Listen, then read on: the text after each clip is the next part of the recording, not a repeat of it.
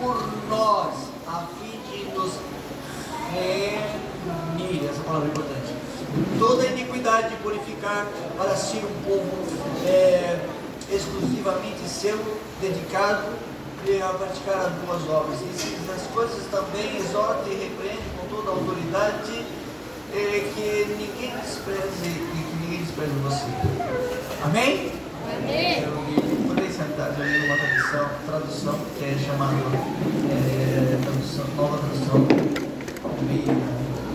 Eu estava estudando esse texto que foi passado para mim, esse tema, redenção de Jesus Cristo, por Jesus Cristo. E então, abri no meu computador um software, um aplicativo, chamado Logos. Já ouviu falar? Ninguém tem? Os pastores têm. Vai! Aqui, vai descer. Eu conheço muitos pastores que têm esse aplicativo. E em português, a primeira tradução que ele abre é a Bíblia Linguagem de hoje. Nova Bíblia Linguagem de hoje. E quando você vai então colocar a palavra redenção, redimir, comprar, ou coisas assim semelhantes que está relacionada a essa palavra, e você abre na Bíblia Linguagem de hoje, você não entende o que nós estamos entendendo na tradição nas traduções mais antigas. Mas eu tinha que estudar, então eu peguei e abri também a Bíblia atualizada. Quando clicava no versículo, abria atualizada e abria, quer dizer, linguagem de hoje e abria atualizada. Aí eu, entendi aqui que trocaram a palavra. A Bíblia Linguagem de hoje é muito boa para a evangelização. Não sei se é tão boa assim, né? Ela tira muitas palavras teológicas. Por exemplo, palavra justificação. Eles colocam como aceitação. Faz parte. A justificação faz parte. A aceitação faz parte da justificação. Mas não é tudo isso. Não é só isso. É muito mais do que isso. Essa palavra tem um conceito por detrás de tudo. No Velho Testamento, a gente tem muitas coisas para falar, e tinha umas 10 páginas, né? Eu falei assim, eu não vou levar não, eu vou levar só o Novo Testamento. Só do Novo Testamento. Vocês conhecem muito bem a história do livro de Ruth, né? Quem resgatou quem?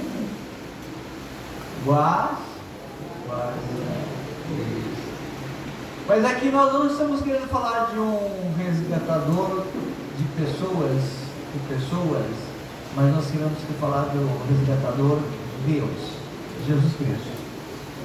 A Bíblia diz que Deus resgatou o Israel do Egito com mão poderosa, porque não tinha como sair das garras das mãos dos egípcios.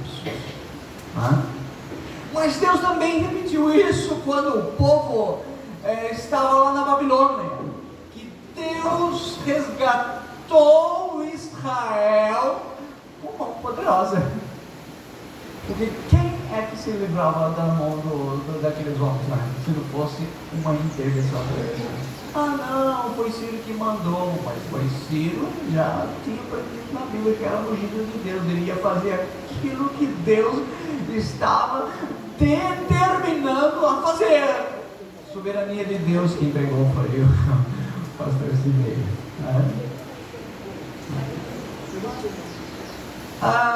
Tem aqui umas palavras em hebraico ou em grego que significa resgatar, aproximar-se, lá do Velho Testamento. Uma outra palavra que significa comprar ou resgatar. Tem resgate com dinheiro, resgate sem dinheiro, mas aqui também na Bíblia, no Novo Testamento, resgate através do sangue, né? Interessante que começa quando Deus queria tirar o povo lá do Egito, e a última praga tinha que fazer era a praga dos primogênitos, os primeiros. Primeiro não era só os primeiros filhos, não, primeiro de tudo, né? Os primeiros animais, tinha que fazer o quê? O povo de Israel tinha que pegar um cordeiro e cingir, passar ou pintar o umbral da sua casa, para que no outro dia o anjo da morte passasse e olhasse para aquela casa. Aqui está o sangue do remidor. Então ninguém vai nessa. Mas passavam na casa, não tinha um sangue remidor, então levava-se o primogênito. Foi uma oportunidade tremenda. Não foi só os filhos primogênitos dos egípcios, os animais também. Todos os animais, a primeira cria, morreram todos. Depois, lá na lei, o filho primogênito, quando nascia, ele era de Deus, sabia? Não era só o Levi que era de Deus, o primogênito. Mas como podia levar todo o primogênito para casa, tinha que fazer o quê? Uma troca. Pegava um carneiro, fazia um sacrifício, né? Para o primogênito. Aí então o pai tinha o primogênito para ele, em troca de um sacrifício. Amém? Vocês entendem isso? Amém. Esse é lá no Velho Testamento. Vamos lá para o Novo Testamento. Talvez eu não disse, não. A teoria de como o conceito de redenção foi vista no primeiro século por cristãos. O conceito do Antigo Testamento para a redenção influenciou a ideia da redenção dos autores do Novo Testamento. Particularmente importante seria a redenção aplicada à esfera dos escravos. Escravos tinham que ser resgatado ou comprado de volta. Então esse é um sentido que foi usado também muito. Os autores do Novo Testamento entendem que Deus é redentor de Israel corporativamente. Eu falei duas situações, do Egito e da Babilônia, e especialmente do Êxodo, e dos indivíduos também, depois na lei. Portanto, o Redentor de Jesus no Evangelho, no Novo Testamento, a redenção é das quatro imagens da salvação: redenção, propiciação, justificação e reconciliação. Os evangelhos descrevem a morte de Jesus como um resgate pela morte de muitos. Mateus 28. Tem aí para nós, Mateus 28. Esse aí? Deixa eu pegar o meu aqui, que parece que está cortando ali, olha. É bem como o Filho do Homem. Pode ler, irmãos, lê para nós.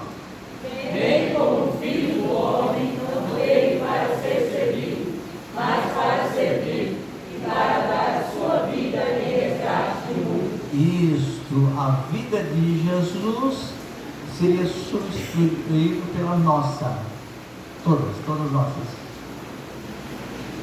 Senão nós morreríamos no nosso pecado. Então Jesus fez um sacrifício e em substituição. Esse é o significado do Novo Testamento.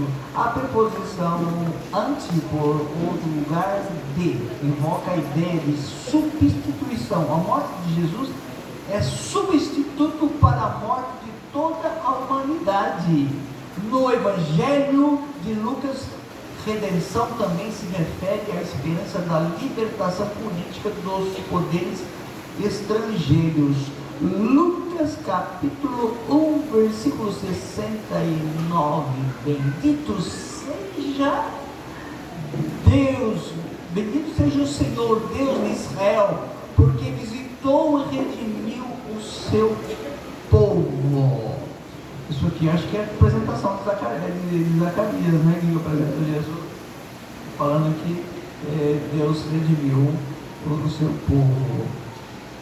Na verdade, a dimensão política e espiritual está presente no hino de Zacarias.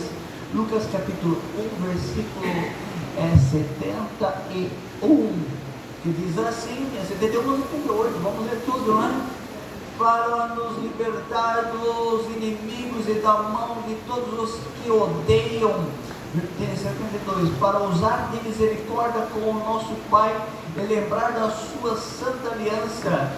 73, e do juramento que fez a Abraão, nosso pai, de conceder que livres da mão de inimigos e adorasse sem temor. 75, em santidade e justiça perante ele todos os nossos dias. Tu, menino, serás chamado profeta do Altíssimo, porque precederá o Senhor, preparando-lhe o caminho, para dar-lhe ao seu povo conhecimento da salvação, no redimi-lo dos seus pecados, graças e entranháveis misericórdia de nosso Deus, para no qual nos visitará e o sol nascente das alturas. Amém? Glória a Deus. Eu estou na Bíblia linguagem de hoje, você não consegue questão dos 80, de retribuir, de comprar, do sangue. Eles põem uma palavra. Quem tem uma Bíblia em linguagem de hoje? Ninguém tem, né? Então deixa pra lá. Mas quando você estiver em casa, vão dar uma olhadinha, todos vocês se interessam aqui, vocês vão achar uma diferença grandiosa. Outros que guardem a redenção de Israel, inclui Ana, Lucas capítulo 2, versículo 38, que diz assim. Quer ler? Leiam para nós. Vamos lá. E sobreviveram também de uma hora, ela dava graças a Deus, e falava dele a todos os que esperavam a redenção de Jerusalém. Quem falava? Ana, falava da redenção. Seguindo aqui. E os viajantes de Emaús, vocês lembram da história dos decepcionados, não é? Vamos ler o de Emaús aqui, que está em Lucas 24 e 21, vocês podem ler. Nós esperávamos que fosse ele que teria de Israel, mas agora, sobretudo isso, é já hoje o terceiro dia desde que essas coisas aconteceram. Perdeu a fé. Até os discípulos mesmo, todos eles tinham perdido a fé no Redentor, porque eles pensavam, esperavam o Redentor, aquele que redime, como se fosse aquele que tirou da Babilônia, aquele que tirou da mão do Egito. Eles estavam esperando dessa forma, aquele que tirasse da mão dos romanos. Então eles estavam esperando assim. Então eles estavam decepcionados. Então Jesus precisou aparecer aos seus discípulos por 40 dias para ele cair a ficha e entender todos os ensinamentos que eles tinham ensinado os 3 anos para eles. E eles então entendessem que a redenção aqui é uma redenção espiritual. Será uma redenção futura também, podemos falar. Bem? Jesus como resgate na carta de Paulo. A carta de Paulo apresenta a redenção como obtida por meio do sangue. Romanos capítulo 3, 24 a 25. Pode ler, irmão. Sermos justificados gratuitamente pela sua graça, pela redenção que há em Cristo Jesus.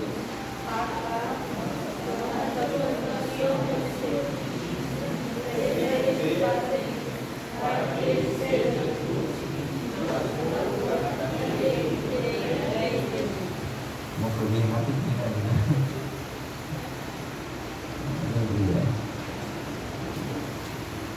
Efésios capítulo 1, versículo 7.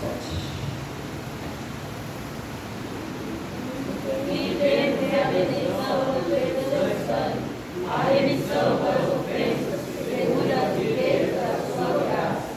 Isto, então, o sacrifício de nosso Senhor Jesus Cristo, ele nos redime, ele compra, ele nos arranca lá do lugar, né? Resgate. resgate. Vocês já ouviram falar assim, tem até aquelas pessoas que cidade que tem um resgate, né? Então, o que é resgate? Vai arrancar a pessoa do qualquer problema aí, né? Sei lá, um acidente, alguma coisa.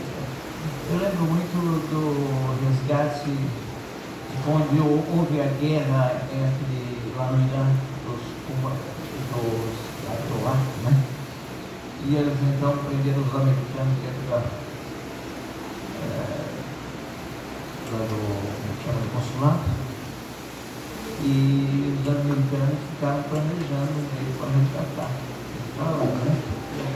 Arrancar todos os americanos, sem levar um tiro, sem levar nada. Foi uma coisa, vamos dizer assim, quase que, podemos assim, foi a mão de Deus, né? Foi uma missão impossível, mas eles resgataram todos os americanos do consulado. Você conhece bem essa história, não é verdade? Uma outra história também da Segunda Guerra Mundial, um alemão que era general, se escondeu lá na Argentina. E os Mossad, que é o grupo de inteligência de Israel, foram resgatar esse bandido. Vocês procuram na internet como é que foi. Foi um negócio difícil. Não poderia ter conflito entre o Estado. Aí tinha jogo, aquelas outras coisas, a gente estava com um avião e, sei lá, o camarada entrou pela porta dos fundos, escondido, prenderam ele e ele foi julgado em Israel pelas milhões de mortes de judeus. Procurem isso na internet. Depois tem um filme também, né? Resgate do soldado Ryan. Ryan. Então, né? O pelotão volta com um pelotão, acho que deve ter 50, 30 pessoas, não sei, volta. E chega fala para o general, estamos aqui. Mas e o fulano de tal? Não chamou ele. Não, volta porque eu prometi para a mãe dele que já tinha um filho morto na guerra, que ele voltaria vivo. Aí então vamos resgatar o soldado. Vocês sabem bem da história do filme, que aquele pelotão que tinha 30 ou mais de pessoas, só voltou meia dúzia, todo quebrado, né? Mas voltou com o soldado. Resgataram o soldado. Então, resgate é isso. Buscar algo impossível, comprar. E nós não fomos comprados por ouro, prata. Nós fomos comprados pelo sangue de nosso Senhor Jesus. E hoje nós estamos aqui a comemorar a morte de nosso Senhor Jesus Cristo, porque Ele nos redimiu do pecado, Ele nos tirou das trevas, Ele nos tirou das garras de Satanás e nos colocou no reino do seu Filho. Esta é a nossa redenção. Prosseguindo aqui, por meio do sangue de Jesus, os cristãos são redimidos da maldição da lei. Gálatas 13. Vocês podem ler? Cristo nos resgatou da maldição da lei, fazendo-se maldição por nós, porque está escrito: maldito todo aquele que for pendurado na lei. Esse é um texto um pouquinho difícil de entender, né? O apóstolo Paulo, em um outro texto, ele diz assim, que a lei lhe deu conhecimento do pecado, porque se não fosse a lei, ele nem sabia que era pecador. Mas, todavia, a lei é boa, é perfeita, amém? E por que chama maldição da lei? É porque a lei ela não consegue salvar ninguém. Ela só aponta o pecado, aponta a fragilidade da carne, dos seres humanos. Quem pode resgatar é o sangue de nosso Senhor Jesus Cristo. E tem um Gálatas capítulo 4, já foi aí, já? Também? Vocês? Para remir os que estavam debaixo da lei, a fim de recebermos a adoção de filhos. Aleluia. Então, nós não precisamos mais da lei para ser santos. Precisamos. Só os adventistas, né? E daí, rapaz? E os judeus também, né? Aí, está tudo certo aí, né? O apóstolo Paulo fala muito bem a esse respeito, lá em Filipenses. Vamos abrir a carta, bem no finzinho do capítulo 3, Filipenses. Ele faz este jogo entre a lei e a fé e a graça. Filipenses. Não está aí, né? Esse não está. Mas é Filipenses capítulo 3, acho que o versículo 19 por aí. Vou achar aí. Chave já?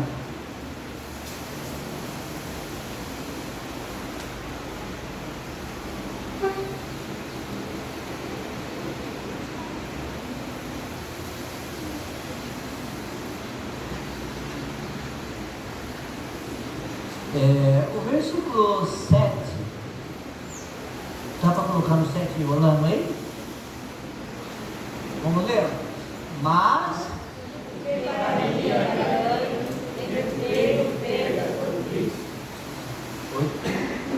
Na verdade, tenho também perda todas as coisas, pela excelência do conhecimento de Cristo Jesus, meu Senhor, pelo qual sofri a perda de todas essas coisas, e as considero como escola, para que possa ganhar a Cristo. Seja achado nele, não tendo a minha justiça, que vem da lei, mas a que vem pela fé em Cristo, a saber, a justiça que vem de Deus pela fé. Para conhecer o poder da sua ressurreição e a comunicação de suas aflições, sendo feito conforme a sua morte, para ver se de alguma maneira eu posso chegar à ressurreição do meio do amor. aleluia, glória a Deus. O apóstolo Paulo está dizendo que pela lei ele tinha justiça própria, mas essa justiça própria não salva. Vocês lembram daqueles dois fariseus? Duas pessoas que estavam no templo, um era fariseu e um publicano, né? O fariseu batia assim no peito e dizia assim: eu dou dízimo até mesmo do hortelão e do cominho, eu jejuo 2 vezes por semana. E aí o miserável publicano, ele talvez a vida também, acho que era ele batia no peito e diz assim: Senhor, eu sou pecador, miserável, ser propício a mim. Ou quer dizer, faça um sacrifício por mim. E que Jesus disse que aquele publicano saiu justificado, mas o outro foi tocar trombeta, bom de Bíblia, bom de lei, ele não desceu justificado. Então é por isso que Gálatas fala, resgatados da maldição da lei. A lei dá uma autoconfiança ao sujeito.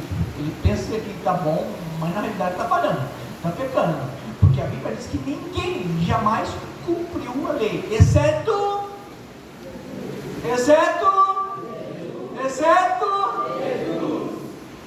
Paulo também?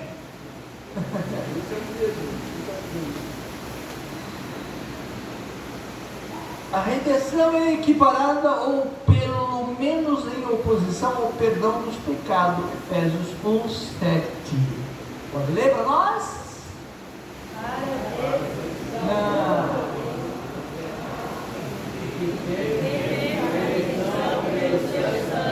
A remissão das ofensas, segundo as riquezas da sua graça. Amém. Próximo versículo, Colossenses 1:16. 14, desculpa.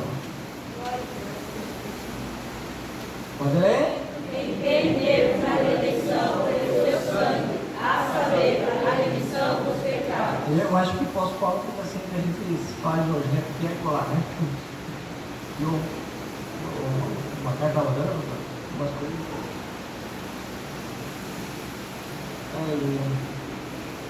Comparem. Os crentes são resgatados do julgamento de Deus nas nossas transgressões. Paulo também descreve fazendo de Jesus a redenção dos cristãos. 1 Coríntios capítulo 1, versículo 30. Vocês podem ler. Mas vós sois dele, em Jesus Cristo, o qual para nós foi feito por Deus sabedoria de justiça, de santificação e de redenção. Agora que os cristãos foram comprados por preço, eles não devem ser escravos do povo, mas escravos de Cristo. Capítulos, vem aí, Coríntios capítulo 6, 27, 23. Pode ler? Porque vossos comprados por bom preço, glorificai, pois, a Deus no vosso corpo e no vosso espírito, os quais pertencem a Deus. Então, nós fomos comprados, amém? Mas não foi com dinheiro, foi com o sangue de Jesus Cristo. Dinheiro não pagava, né? A nossa dívida. Aleluia. Claro que o preço não é um pagamento em dinheiro, mas em sacrifício de Jesus. O conceito de Jesus como resgate também é encontrado em Timóteo capítulo 2, versículo 6. Vocês podem ler. O qual deu a si mesmo em preço de redenção por todos, para servir de testemunho a seu reino. O Timóteo, capítulo 2, versículo 14, eu já li. Jesus como sumo sacerdote redentor em Hebreus. O conceito de Cristo como redentor continua no restante do Novo Testamento, na carta aos Hebreus. Jesus é o grande sumo sacerdote e obteve a redenção eterna no templo celestial por meio do seu próprio sangue. Hebreus capítulo 9, versículo 11 a 14, e depois versículo 25 a 26. Pode ler?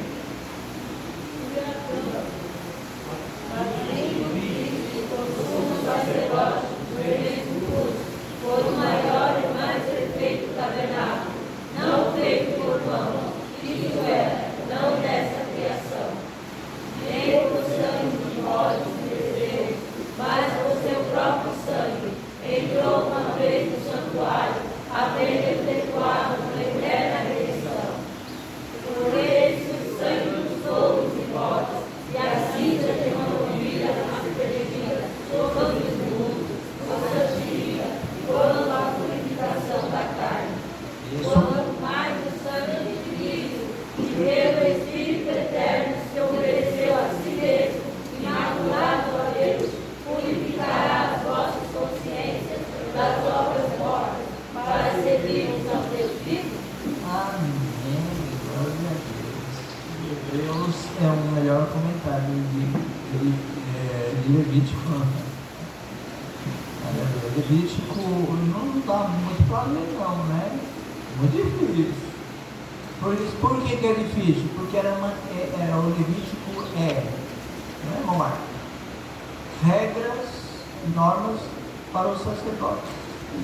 Então não é para o povão. Então você lê assim, lê e fica perdido mesmo. Então se nós ficamos perdidos, leia Levítico e depois leia Hebreus. Como Jesus como cordeiro no Apocalipse. O cordeiro é digno de louvor porque ele resgatou pessoas por toda a terra. Apocalipse capítulo 5, versículo 9.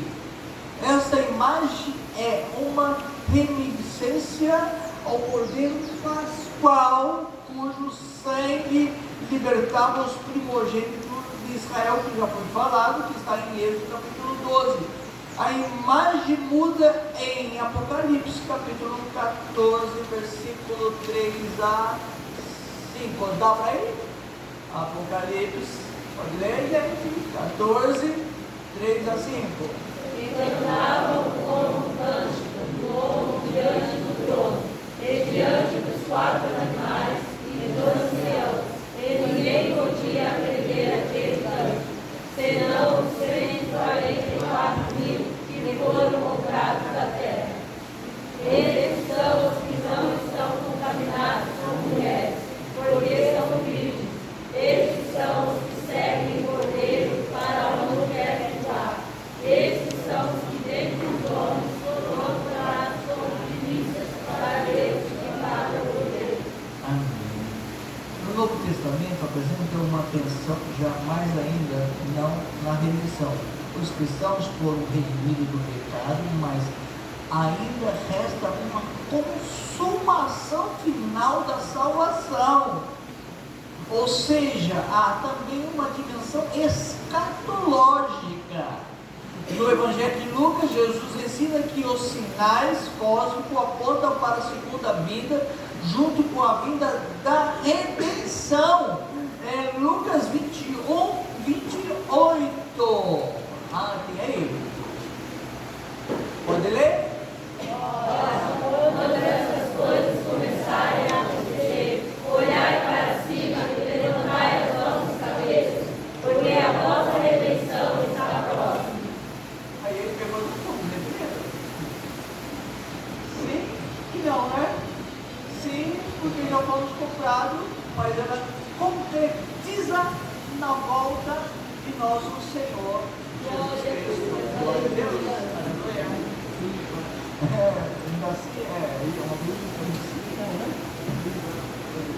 O apóstolo Paulo também olha para um evento redentor, futuro, final. Os crentes foram selados com o Espírito Santo para o dia da redenção. Efésios capítulo 4, versículo 30, não sei se passei, mas aí o rapaz é rápido para ler, que acha? Pode ler? Não é necessário o Espírito Santo de Deus, no qual estáis selados para o dia da redenção. Está vendo? Aí então a redenção futura, né? Então temos a redenção presente, nós vamos até comemorar hoje, mas aí tem uma redenção futura. E tem um texto que eu acho que eu vou encerrar aqui, senão a gente fica a tarde toda aqui, né? O amanhã todo aqui. É Romanos capítulo 8, versículo 18. Acho que esse estava no texto antigo. Todos podem ler? Pode. Porque para mim tenho por certo que as aflições deste tempo presente não são para comparar com a glória que em nós há de ser revelada. 19. Porque a ardente expectação da criatura espera a manifestação dos filhos de Deus. 20. Porque a criação ficou sujeita à vaidade, não por sua vontade, mas por causa do que a sujeitou. 21. Na esperança de que também a mesma criatura será libertada da servidão à corrupção, para dar a liberdade da glória dos filhos de Deus. Vou ler na minha tradução, 21, porque eu não gostei da liberdade dele.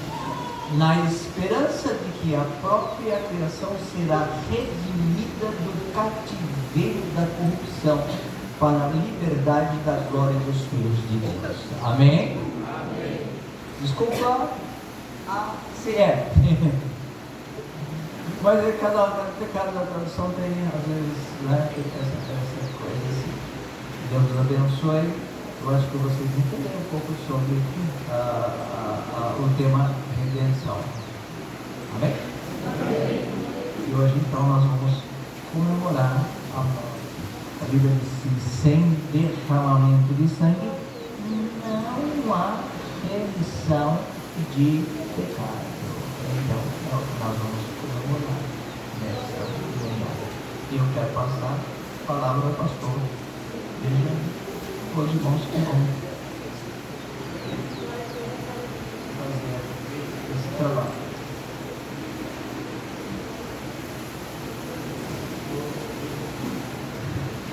Amém. Pastor Silveira.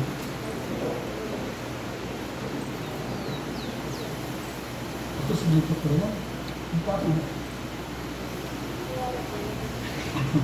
legal.